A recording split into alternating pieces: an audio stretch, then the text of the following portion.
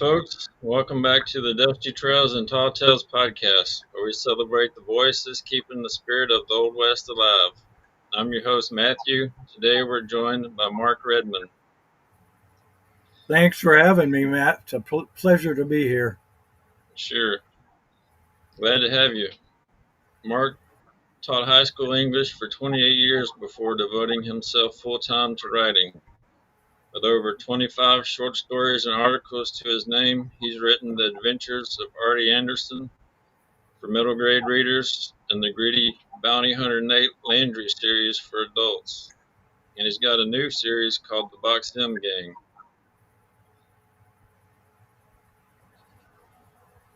Welcome to the program. Thank you. Well, let's get started and tell us what first sparked your love for the Old West.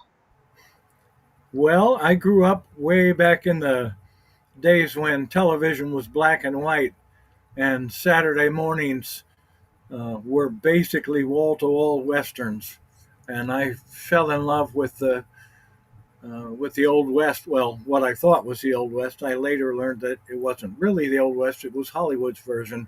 But I got hooked on Roy Rogers and the Lone Ranger and Hopalong Cassidy and Sky King and all of those guys, and I just was sure at that point that I was going to grow up to be a cowboy. What were some of your favorite Western writers growing up?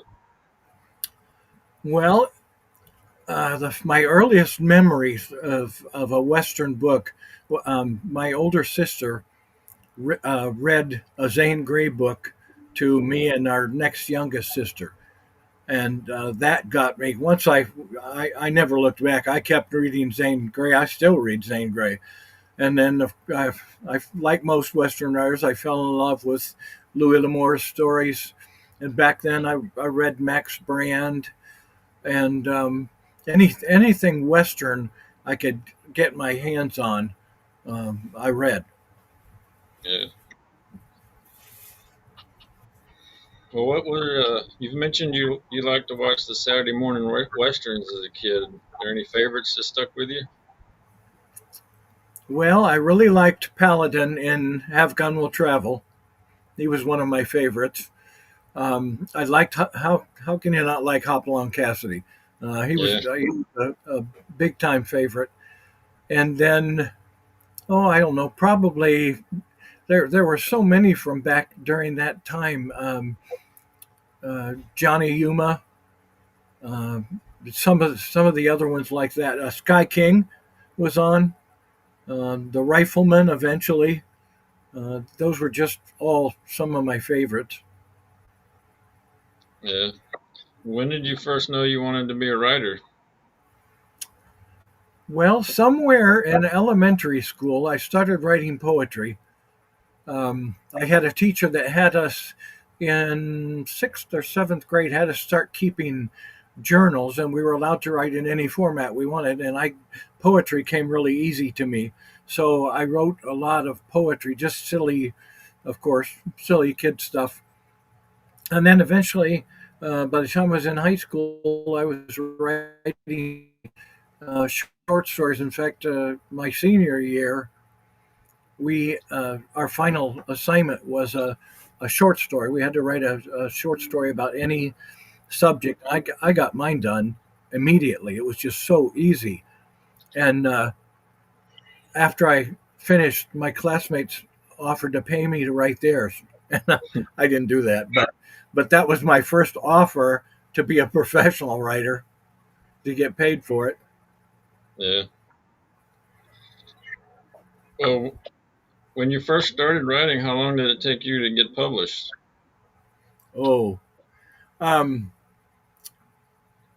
wrote the first Arty Anderson book. Let me think. I finished it in, I believe, 1988, somewhere around there, 89. And I thought, being a young writer, I thought I would send it out. And the first person I sent it to, the publisher would send back and say, boy, this is really a great book. We'll take it. But I got a rejection letter. So I sent it back out, and I got another rejection letter. And it was 11 years later when that first book got published. Now, between that, while I was waiting, I took several writing courses, and one of them said, if you want to get published with a book, you got to build your portfolio. So that's when I wrote those 20, 25, or 26 short stories to build up So, my portfolio. so what kept you going during that time? Well, I had a dad that when I was growing up ingrained into us, you can do just about anything you want, but you can't quit. And when young writers ask me for advice, I tell them you need to have two things. And one of them is a really thick skin so you don't get offended. And the other one is the patience to keep going and not give up. Yeah. Well, tell us about your Adventures of Artie Anderson series. What inspired that? Well, I grew up watching those Saturday morning westerns, and when my sister read that Zane Grey book to me, I thought this isn't quite like what I'm used to seeing on television. So I continued to read, and the more I read, eventually I got a hold of some nonfiction. The more I read, the more I realized that what Hollywood was sharing with little kids and adults too, I guess, as the Old West wasn't really the Old West. So I wanted, I really felt as if somebody had just told me there was no Santa Claus. Dang. I was devastated. So I wanted kids, as I grew up, I wanted kids to know that wasn't really what the Old West was like. I wanted them to know what the West really was like. So those 6 books in that first series are fiction, but they're historically accurate. My editor used to contact me and say, "Okay, can this really happen?" And when he finally did that in the last book, I said, "How many times have you asked me this?" And the answer has always been yes. By now, you ought to trust me. So he said, "Okay, I give up. I won't ask again." And he didn't. Yeah. But I wanted anything that happens in those Artie books really could have happened or probably did happen at some point. Well, how do you balance the historical accuracy with making the stories exciting for younger readers? Well, history is exciting. I know there are some parts of it that seem to drag a little bit, possibly, but history is very exciting. So all I do is put my characters in that historical setting, and then I let them be themselves and do whatever I need them to do, or sometimes whatever they tell me they're going to do. Yeah. What kind of feedback have you received on that series? Oh my! I laugh sometimes. I shouldn't say this because tomorrow I'll probably get the nastiest review I've ever had, but I've never in all the years, and I mean, I've gotten hundreds and hundreds of reviews. I've never had a bad review on that series. Hmm. Um, they've all been really, really good, and a lot of them have come straight to me. I don't have a lot of. If you look on Amazon, there aren't a lot of reviews on Amazon, but a lot of the reviews I've gotten have come either through another platform like Barnes and Noble or someplace like that, or they've come directly to me. And I have a bunch of them on my website that I share with anybody who goes there. Yeah. Well, what kind of lessons or values do you hope that kids take away from your books? I want those values to be um, the values that a cowboy has. There's an organization, and I can't believe I lived in Indiana for 40 over 40 years and have never heard of this organization that I discovered a couple of months ago. And it's called Indiana. let me think for a minute. Indiana ethics, cowboy ethics, and the gentleman that runs it has a list of 9 things that are cowboy ethics, like being honest, working hard, those values that we want kids to have. And he goes into Elkhart school system and a couple of the other local public school systems and talks to thousands of kids each year about cowboy ethics. And I'm going to meet up with him next month probably, and and talk to him a little bit about work, maybe helping and working with that organization, because that's the kind of thing we want kids to know. Yeah. Well, let's talk about your Bounty Hunter series, Nate Landry. Well, that one came about because I wrote the all but one of the Artie Anderson books while I was teaching during those years that I was a teacher. And a lot of times, if when I had a book signing or something, it would coincide with a school event, and I'd have a book table at one of the school events. Well, one night, a bunch of parents came up to my book table at one of those signings, and I thought, "Uh oh," but they weren't. They were smiling, so I thought, "Okay, maybe this is good." And they said, "Look, our kids really love your books." And I said, "Oh man, thank you so much for telling me that." And they said, "But enough of the kids' books. Write something for us." Yeah. And I thought, "Oh, okay, I can do that." So that's what started me on that first Nate Landry book. The adults, the parents of the kids I'd been writing for said, "We'd like something too." Because Huh. they'd been reading the Artie books, reading them to their kids, and in some cases, reading them without their kids even. But Yeah. they enjoyed them, so they asked for something more on their age level. So that's what started the Nate Landry series. Well, what kind of character is Nate, and what drives him? A lot of stereotyping has happened with the cowboy and with the other characters in the Old West. And the bounty hunter frequently in the old movies was, you know, back shooting, uh, greasy, unprincipled character, and I wanted to get away from that. So Nate Landry is not a stereotypical bounty hunter. He doesn't kill unless he has to. He tries whenever he can to take people in alive.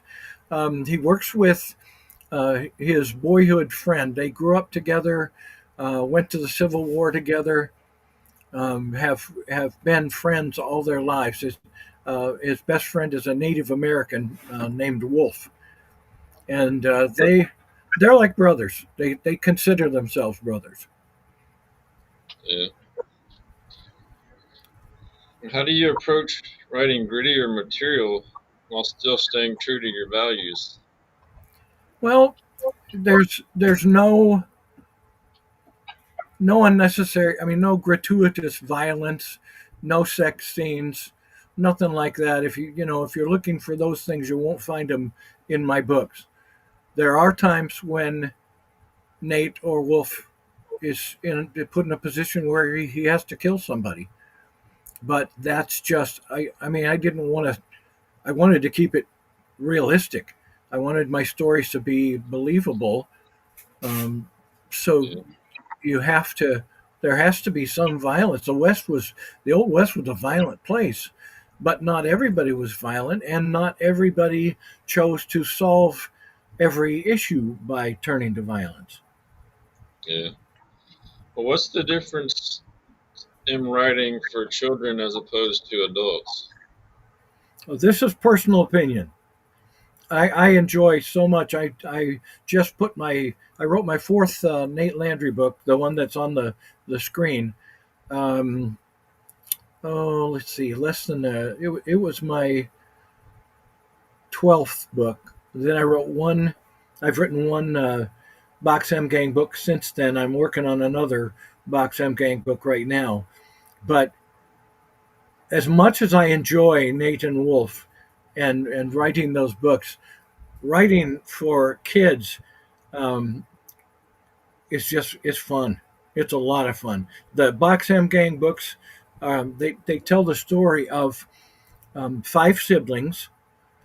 In the first book, the first chapter of the first book, the oldest girl in the family, a 15-year-old girl, Ruth, is telling the story. She's the narrator for that series. And she goes out into the stable in the morning and finds her father dead. Her mother's been gone for a couple of years, and I've had a few grandparents who didn't want to get the book for that reason because they didn't want their kids exposed to that. But it's part of life, and it's not. Again, there's nothing gruesome in it. No big long death scene or anything. He's already gone when she finds him, and then the rest of the next two books and the third one that I'm working on, what they're trying to do, their ranch, the Box M, is near Green Valley, Arizona, which is reasonably close to Tucson. If anybody discovers, anybody in authority discovers that they're orphans, they'll get taken to the orphanage in Tucson, and they want to avoid that. So they're doing everything they can to keep anybody from finding out that they're living there without any adults. And Ruth is 15 in the first book. Thad, the next one down, is 14. Um, Sarah's 12. Bart is 10. And then Billy is 8. And he is the character they have the most trouble with, trying to make him understand he can't react if somebody comes by looking for their father. And you can't write with those kids without having fun and without having humor in the story. And there is plenty of humor in that story, in those stories. Yeah. Well, what's your writing routine looking like? This summer, it's different because we're here with our grandkids, so it's been disrupted quite a little bit. But we didn't come here for me to write. We came to spend time with the kids. Normally, when I'm in Arizona, we live in a 55 and over resort. My wife is the office manager, and we get up at about a quarter after 5 days a week. She goes to work right around 7 o'clock, a little before, and as soon as she leaves, my work day starts, and I start working on writing. I write till she comes home between 3 and 4 o'clock, and then I stop. I don't work when she's at home usually. Yeah. Um, but because I'm self-published, that first series, the Artie Anderson series, was traditionally published. I had two more books traditionally published, but in 2020 the company folded, and the owner contacted me and he said, I am sorry. My dream was to get this company up and going, and I've done really well, but it's not going to make it now. And he said, don't let these books set. Self-publish them or get them to another publisher. And I've had several conversations with Nick, um, because he wanted me to go with Dusty Saddle, but I just like the control I have. Yeah. Um, and I told Nick I don't want to have pressure on me to put out so many books a year.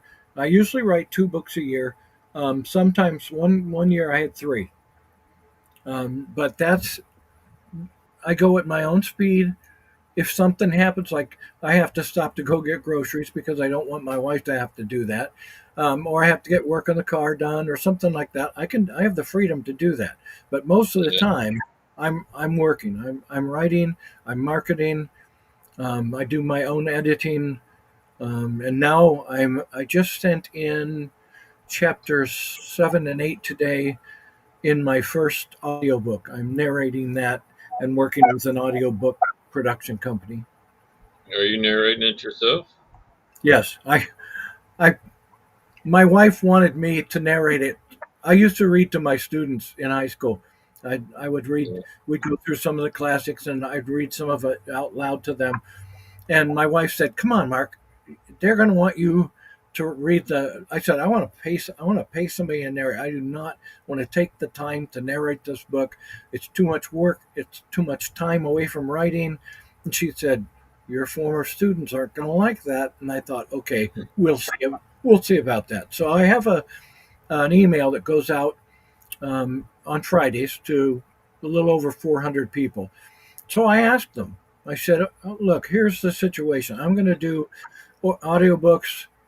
You want a professional narrator, or you want me to read them?" And everybody who responded said, "You read them." And I thought, oh shit, but I have to now. So, but Yeah. I'm getting a little more comfortable doing that. Yeah. You got a question from Mike. I think you kind of answered it. How long does it take you to write a book? If I'm writing a Nate Landry book, it's usually um, between 5 and 6 months. Sometimes a little sooner than that, but mostly right around 5 or 6. The Box M Gang books don't take as long. They're probably closer to 3 to 4 months. Yeah. What advice would you give to a writer trying to break into the Western genre? I would say don't be discouraged by rejections. Everybody gets rejections. Um, some of the most famous writers in the world. Somebody asked British mystery writer P.D. James one time if she ever if she ever got any rejections, and she smiled and she said, "My study is papered with them." You know, so I would say, and don't be easily offended. If an editor says, "I don't like this book," you're getting one person's opinion. So Yeah. you can't let that bother you, because the next editor, well, when I finally found an editor with the Arty Anderson series, the editor contacted me and he said, "Okay, we will take this book and we'll publish it if you'll promise to give us at least 6 in the series." And Yeah. I thought, 6, okay, I can do that. So that's what I gave them. By the time I got to 6, I wasn't really burned out on the series or anything, but I wanted to do something else, and I wanted to go with a different publisher. They were good to me. They gave me my start, and oh my goodness, they've sold over 100,000 books for me. So I have to be Well, grateful to them. yeah. Well, do you outline your stories ahead of time, or do you just start writing and see where they go? I'm a pantster. I turned from the that first Artie book. Artie was based on my 11-year-old son, our oldest son, but he grew up faster than Artie did, because Artie was had to grow up as I wrote the books, and I I just yeah I mean I I'd go. My first wife was sick for years, so I could only write on Saturdays because I was teaching, I was working another part time job, and then taking care of my wife, and I I only had Saturdays, so I would get up Saturday at 5 o'clock in the morning and start writing and write till the kids came up and wanted breakfast, or I got too sleepy to write. But I used to tell people, and you understand this because you're an author, Matt. Yeah. But I just I just turned them loose after I created them, and sometimes what they did, I was writing as fast as I could to keep up with them, and it's still that way. I don't. If you stop me when I like this next book I'm writing is the Box M Gang and the Apaches. If you ask me how the book is going to end, I don't have a clue. Um, I don't know. I'll just have to see what happens. Yeah. Um, That's the way I write too. I I think. just I don't. I could do an outline if I wanted to, Yeah. but I don't like the restrictions. I'd rather let my characters do what they want to do. Yeah. What are some of your favorite Western movies? Oh boy, I am a big time Tom Selleck fan. Yeah, Um, so I like Last Stand at Saber. I think it's Saber River, yeah, and Monty Walsh, and oh, what was that other one he did? That was really good. And I like, of course, Quigley Down Under was a good one too. yeah. There was another one he did too. It was based on. They changed the name of it. It was based on like Crazy Woman Creek or something like that. But it was a good one. Um, where he came off a ship, and the bad guy was Mark Harmon. Um, Crossbow Trail. Pardon? Yes, What is that's it? it. That's it. That was a Yeah, really good one. And yeah, I like some of the. I really enjoyed the Sackets that he did with yeah, Sam Elliott, and I like Sam Elliott as well. Those Tom Selleck cared about making things accurate, clothing, weapons, and those things. He was much more focused on being on the accuracy of that time period. I like Open Range with Kevin Costner.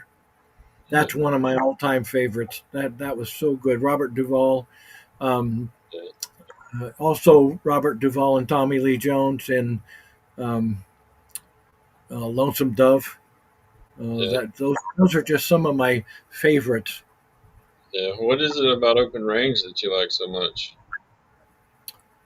Kevin Costner and Robert Duvall are incredible actors, and I like the story of the little guy standing up to, they were free grazers standing up to a town full of prejudiced people who wanted to run them out of there. I just love the fact that you couldn't do that. That's that unbreakable spirit that the cowboy kind of represents. Yeah. Why do you think that the Western as a genre still resonates today? I believe, and again, this is personal opinion, but I believe because so much of who we are we can trace back to the old west. And I mean, the old west was more than just cowboys. Um, there were other people there, the pioneers who came out from on the Oregon Trail, and those people were they made this country. We personally, I think we're sissies. Um, I we just if we look back at what those people had to go through, every once in a while, my wife will say, I don't think I could have done that.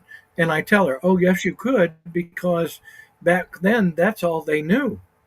Yeah. We have gradually, but with each generation, gotten away from that harder style of living, and we've become softer. Um, Yeah. we, I spoke at the Superstition Mountain Museum. They have different. They bring different people in to speak to a crowd of, I don't know, 100 people in an open theater on Thursday afternoons during the winter. And they asked me to come out and speak. So my topic was 10 reasons I wouldn't have wanted to live in the old west. And that got people's attention. But I didn't have any trouble finding 10 reasons. One of them was um, dentistry and medicine. I mean, you look at back then, if if you had a toothache, you didn't go get a filling.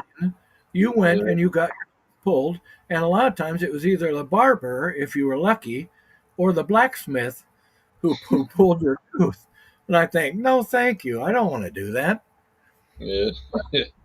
But so much of what our country is built on, the values, um, came from that era, and I think we need to keep it alive.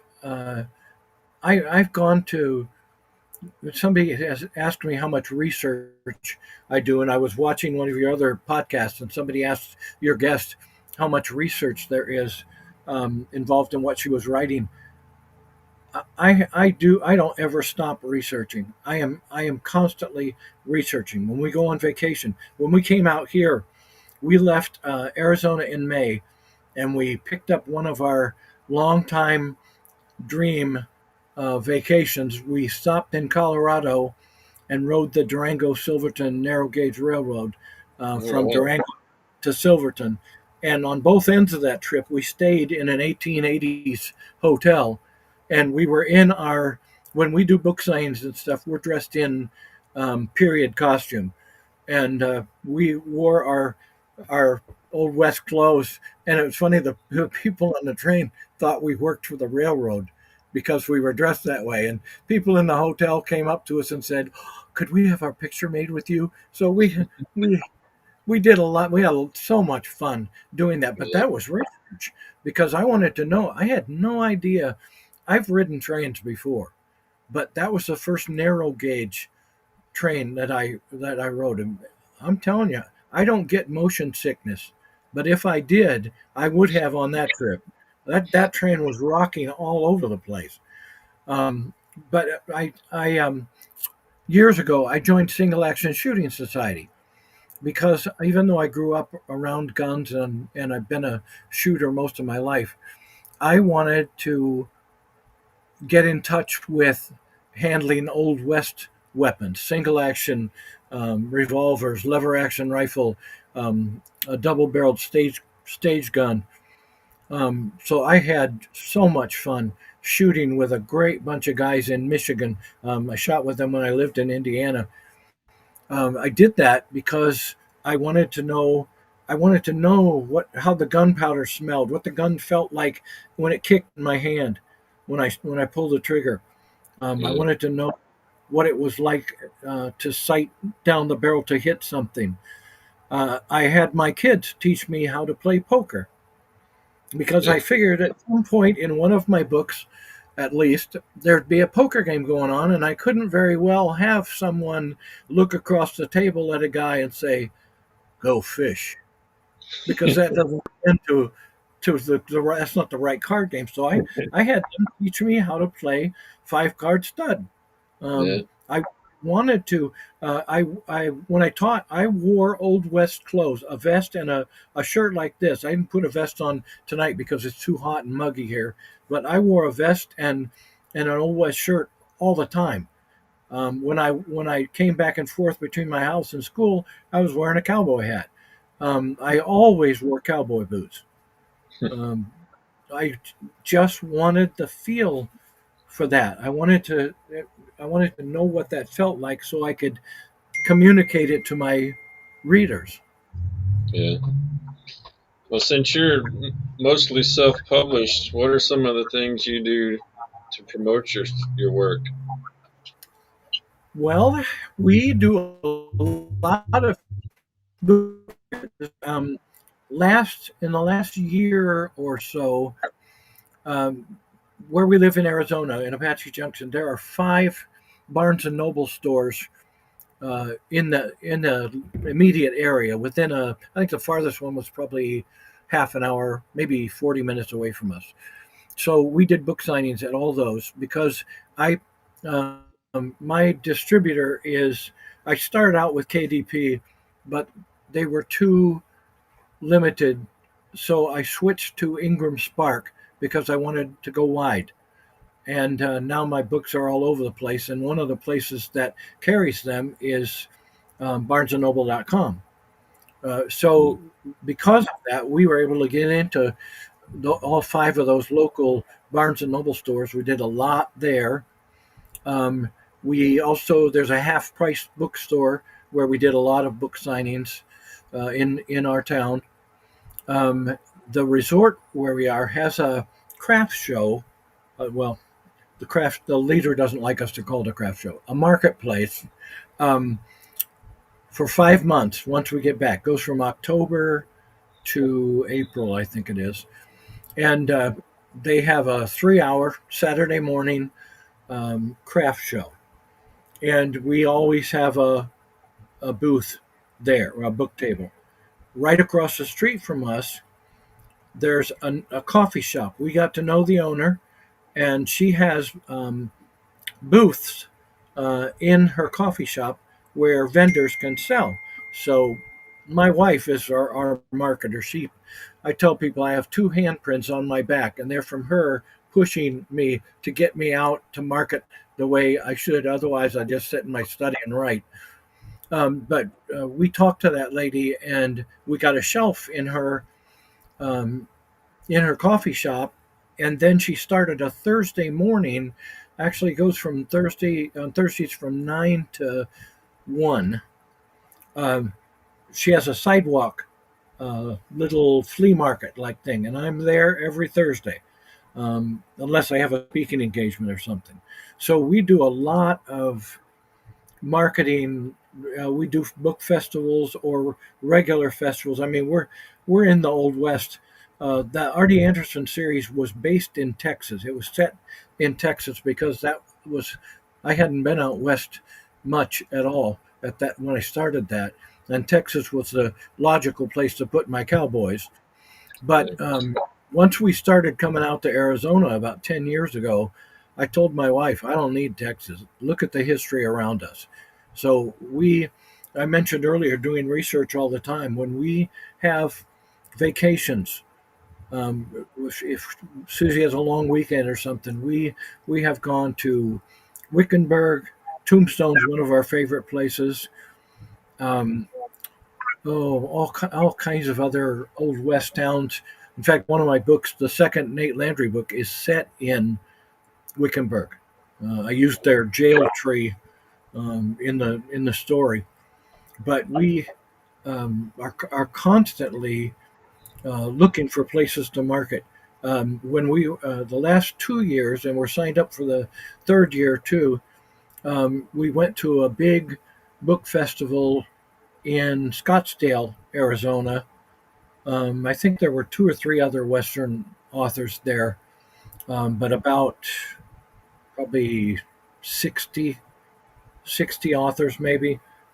And then also for the last 2 years, we've gone to Tombstone for the Festival of Western Books, where we go to Shefflin Hall and get together with 40 other Western authors for an all day book event on a Friday right before the Tucson Book Festival.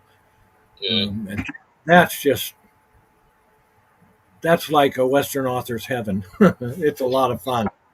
Get to meet a lot of people. Yeah. That sounds like it. I'm planning a trip to Tombstone here before long for research. It's wonderful. There's so much history there. I mean, Yeah. it's been commercialized too, of course, but there's Yeah. just a lot of history there. Um, Yeah. we pick up new stuff every time we're down there. Yeah. What role do you think westerns can play in teaching values to young readers? Oh, such a such an enormous role. You know, people ask me sometimes why I write westerns. Why not fantasy or sci-fi or romance or adventure, something like that. I think there's so much that can be learned from the values, and the people who publish the Arty Anderson series are a very conservative Christian publishing company down in Murfreesboro, Tennessee. Um, but I bumped heads with them a few times when I refuse to make my books preachy. I want the values. I want the kids and the adults who read my books to see the values, not to have them thrust into their faces um, because I'm preaching at them. I want them to see the characters at work. I had a one of the best reviews I ever got from I think it was the first Arty Anderson book, right before Arty and his mom left Texas. They were going out there to take possession of a ranch that Arty's dad had bought. And the three of them were going to go out there. They owned a store in Ohio, but several months before they left, their store caught fire, and Arty's father died in the fire. Yeah. And he was so angry with God. That he struggled with that through the first and actually through the first three books at least. He struggled with that anger because it wasn't fair in his eyes that he should lose his dad. And I had a young lady who had lost her dad to cancer send me the nicest email I think I've ever gotten. And she said, watching, I was reading this to my kids and watching how Arty dealt with his feelings and his anger toward God made me realize how I was facing the same thing. I was angry and I hadn't dealt with it. And she said, I had to take care of that. Thank you. And that really made my day. Uh, has your view of the genre changed any over the years? Have I seen it changing over the years? Yeah. Or do I think it will? Well, has your view of it, of the Western, Oh, changed over the years? um, yes, it has. I have, I have had a rare privilege. I belong to Western Writers of America. Um, my first wife passed away in, let's see, on Father's Day in 2005. And that summer, because I was a teacher, I had some free time that summer. I drove from South Bend, Indiana to Cody, Wyoming for my first Western Writers of America conference. And I was just blown away. I talked to an old fella outside um, one of the buildings before we had the awards banquet on Thursday night. He was out there smoking his pipe, and I visited with him for a while. Just a laid back guy, talked to me, shared some things that he was thinking, and I thought, wow, what a nice old fella. And we got in, and the awards ceremony started, and they called out Matt Braun's name for an award that year, and there was that guy. And I'd been talking to Matt Braun, and I didn't even know it.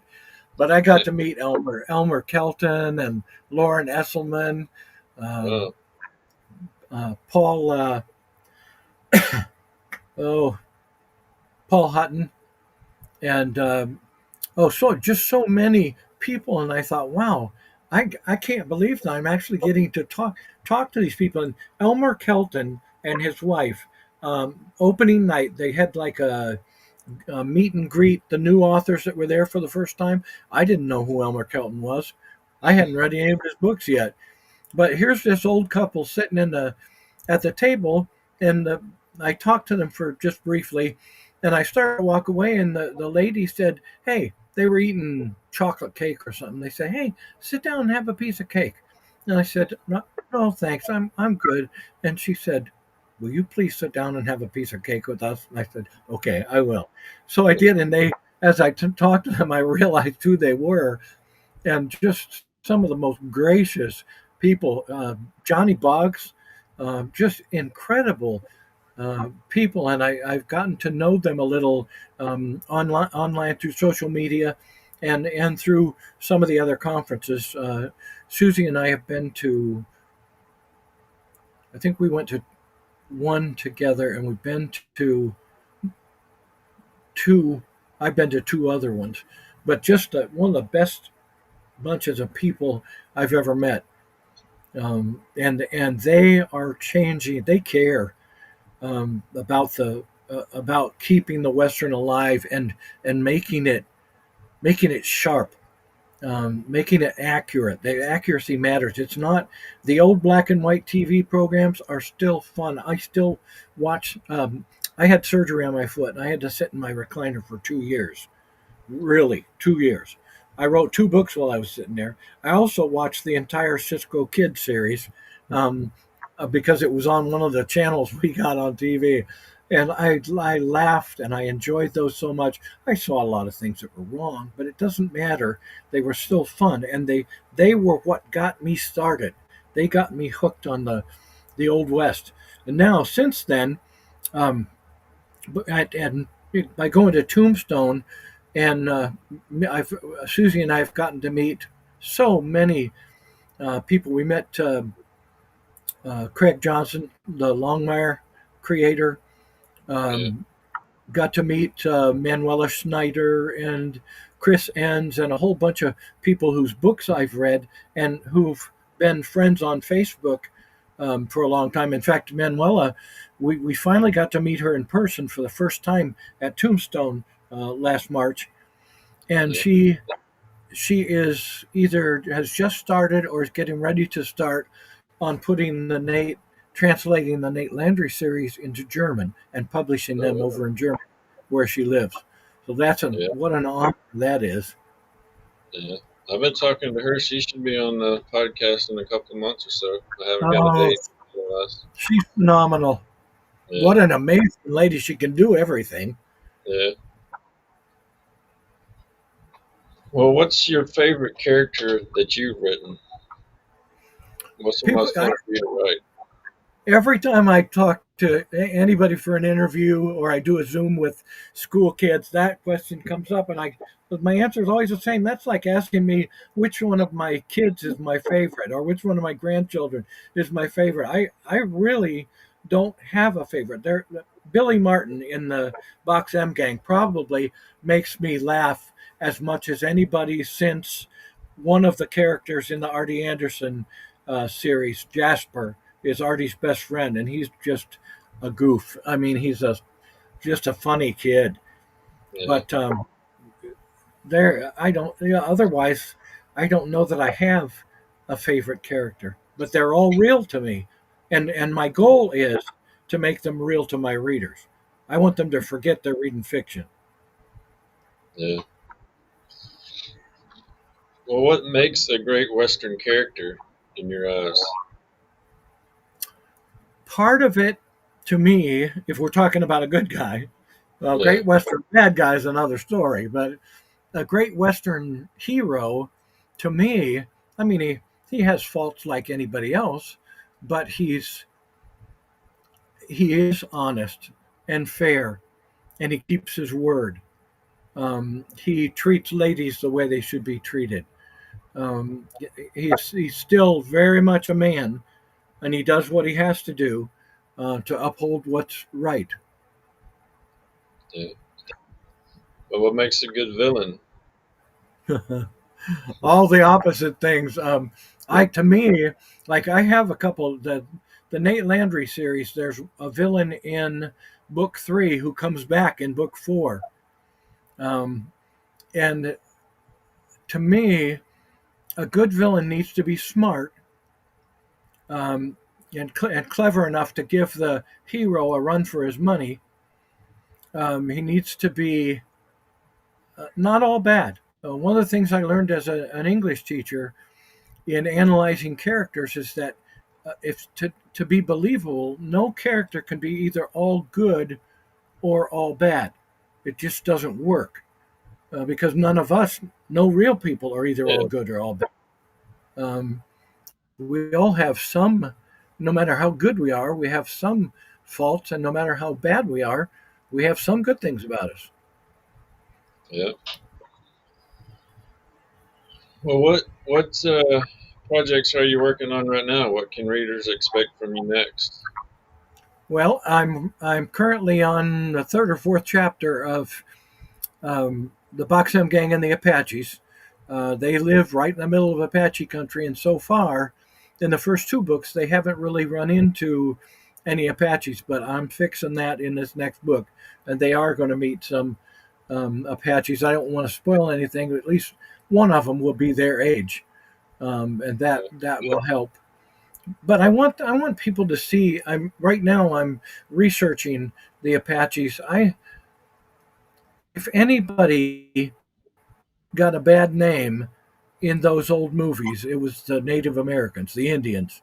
Yeah. They were always killing everybody, and they were savages who killed women and children for no particular reason.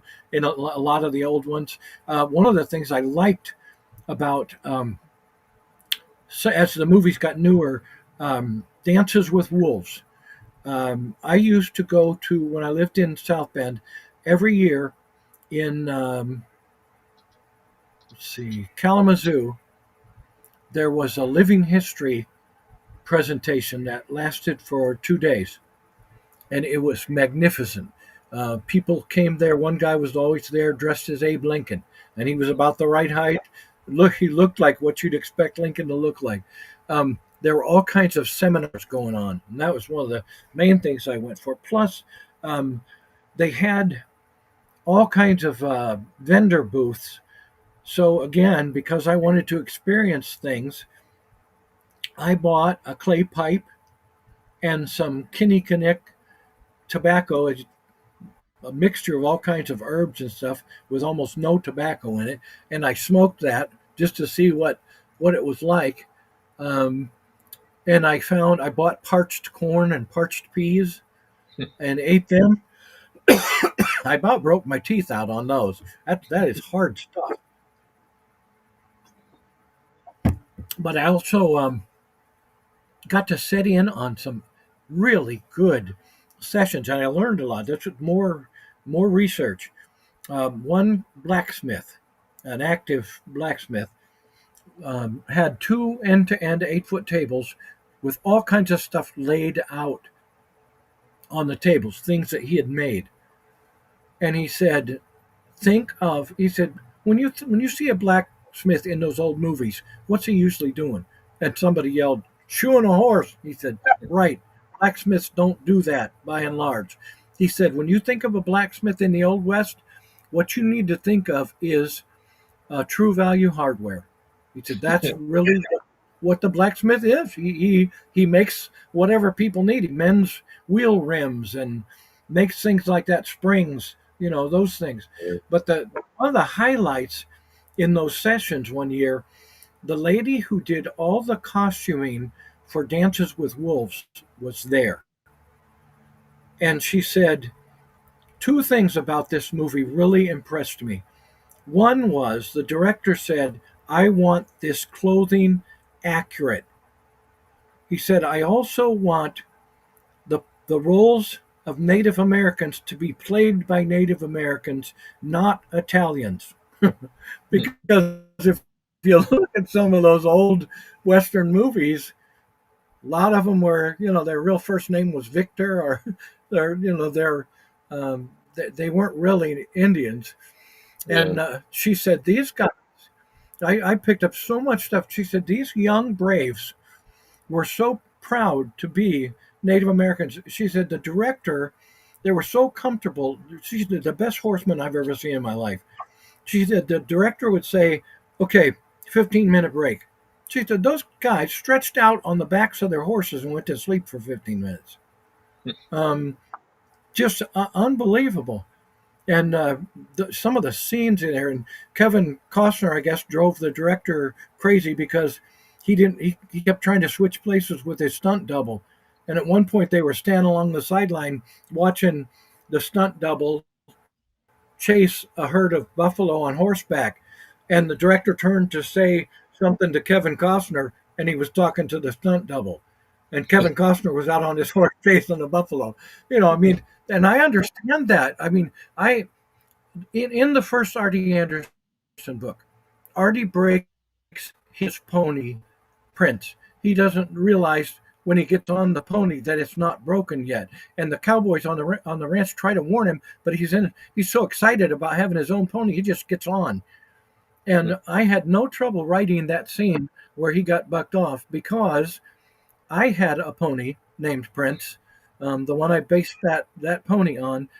And I'll never forget going out behind the barn one Saturday after the pony was 2 years old. Dad told me he was going to be mine. We had half a dozen horses or ponies all the time on our farm. And he said, I thought my dad could do anything. He put a rope around his neck. I didn't have a saddle. I didn't have a bridle. But Dad had a rope around his neck. And he said, you get on. I'll hold him. And I thought, okay. So what my idea was I was going to get on and Dad was going to lead me around the pasture till Prince got used to having me on his back. Well, I got on. Prince jerked that rope loose from Dad and knocked him down and took off across the pasture with me. He ran about 50 yards and just stopped dead. And I didn't. And it just knocked the wind out of me. So I was probably 8th or 9th grade. I got up and started for the house, and Dad said, where are you going? I said, didn't work. I'm done. He said, come here. And honestly, I'm not exaggerating, Matt. I got backed off at least 20 times that day. Dad just made me keep getting back on him. And when I got to where I was ready for him to stop, and all I had to hang on to was his mane because I didn't have a halter, a bridle, or anything. So I got to where I could stay on, he'd just rear up and let me slide off the back of him. But I won. I broke him that day, and got to where he let me get on him and ride around. So riding that scene was really easy. Yeah. Do you have any more plans for Nate Landry adventures? Yes, definitely. Once in order to keep everybody happy, I have to alternate. I write a Box M Gang book and then a Nate Landry book, and then a Box M Gang, then Nate Landry. And in the meantime, now I'm trying to record this audio book. It's the first Nate Landry book that I'm recording. So I keep very busy. Balance that with all the grandkids while I'm here, going to see Jurassic Park and going to there's a buffalo preserve up here with 200 a herd of a little over 200, and we're going to take the kids there in the next few days before school starts because I want them to experience that. I've been there. I've been in front of the herd when they changed pastures and came right at Susie and me at a dead gallop. We were sitting on a vehicle, so we were safe, but you could feel the ground rumbling. It felt like an earthquake.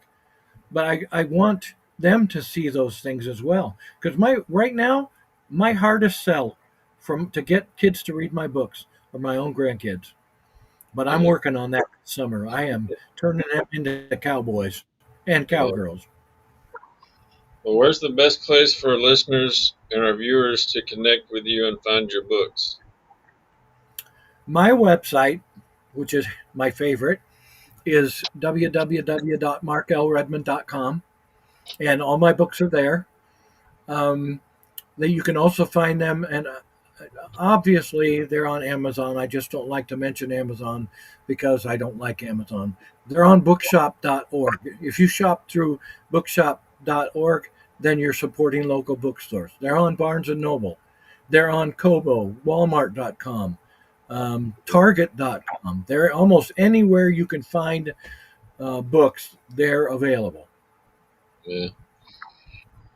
Mark, it's been a real pleasure talking with you today. I appreciate all you're doing for the Western, and especially introducing young readers to it. Thank Uh, you. I appreciate all you're doing to keep the Western alive too, Matt. well, thank you. If you'd like to read more of Mark's books, be sure to check out his website. And as always, thanks for watching, and we'll see you next time, folks. Good night. Good night.